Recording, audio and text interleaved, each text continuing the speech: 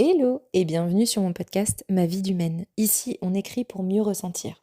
J'espère que ta semaine se passe bien et que tu es prêt, prête pour un nouvel exercice avec moi.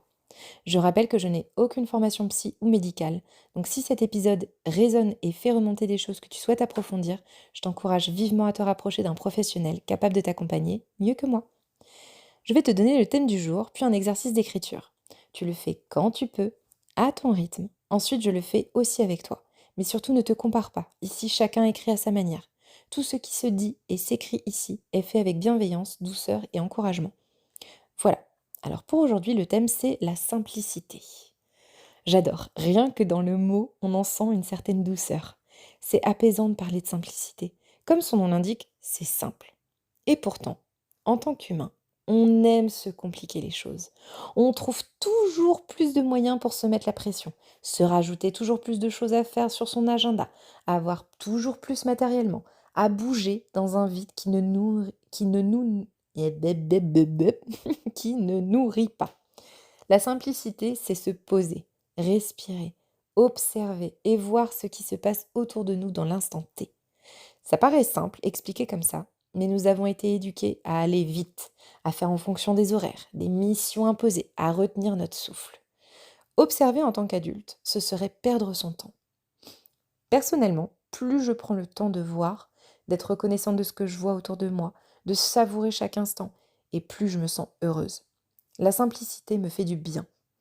Ce n'est pas toujours évident car les habitudes ont la vie dure et certaines phrases sont dures à lâcher.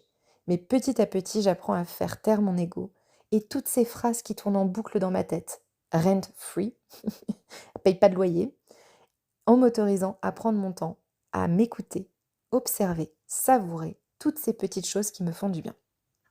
Je vais maintenant te proposer 2 exercices. Tu peux soit en faire un ou tu peux faire les deux. C'est au choix. Le premier, c'est quel est le moment de ta journée où tu te sens le plus en joie, en paix, où tu te sens vraiment dans le présent. Je vais te donner le mien. Le moment de ma journée où je me sens le plus en joie, c'est lorsque je viens de terminer de dîner, que les volets sont baissés, que la maison est prête pour le lendemain et que je me glisse dans mon canapé avec un projet crochet et un bon film ou une série. L'infusion qui fume sur la table basse, le petit carré de chocolat qui me fait de l'œil et cette sensation de bien-être, de pause en cette fin de journée. Peu importe ce que j'ai pu vivre, ce moment du soir est vraiment ce qui me permet de souffler, de couper mon cerveau et de me préparer à aller me coucher. C'est simple, mais tellement agréable. Le deuxième exercice, écris un poème ou un texte, ce qui est le plus simple et sympa à faire pour toi, sur un souvenir de ton enfance qui te rend heureux, heureuse. Je commence. La rosée du matin sur l'herbe verte, l'odeur du pain grillé et du pot de confiture entamé, j'entends des pas joyeux à travers la porte ouverte. C'est un doux matin d'été, nous nous retrouvons autour de la table, tout est bien rangé dans mon cartable, ce sont des vacances bien méritées. Cette année, nous ne rentrerons pas en France, papa nous a concocté un beau trajet, nous allons découvrir la Death Valley. C'est l'un de mes plus beaux souvenirs d'enfance. Ces 2 exercices me semblent importants. Le premier parce que je te force à chercher dans ton quotidien cet instant où ton ego ne te commande plus, où le temps ne te presse plus et où le futur et le passé n'ont plus leur mot à dire.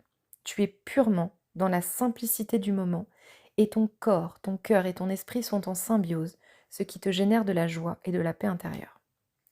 Le deuxième est tout aussi important. J'ai voulu agrémenter en te proposant d'en écrire un poème, mais le but étant d'aller fouiller dans tes souvenirs d'enfance. Et souvent, tu vas prendre conscience qu'à cette époque, tu vivais l'instant T, sans réfléchir à autre chose de juste ce qui te faisait du bien. Tu savourais, tu croquais la vie à pleines dents. En faisant cet exercice, je te force un peu à revenir sur ces ressentis et à comprendre pourquoi tu t'es arrêté de le faire et ce que tu peux faire pour recommencer petit à petit à les vivre. En soi, vouloir être dans la simplicité, c'est s'autoriser la douceur dans son quotidien. La vie est courte, alors pourquoi vouloir se la compliquer? Sur ces belles paroles, je te souhaite de prendre bien soin de toi. N'hésite pas à me dire si cet épisode et si le principe de ce podcast te plaît, et à t'abonner si c'est le cas, et à me rejoindre sur Insta sur Ma vie d'humaine. Et je te dis à très vite pour un nouvel exercice. Bye!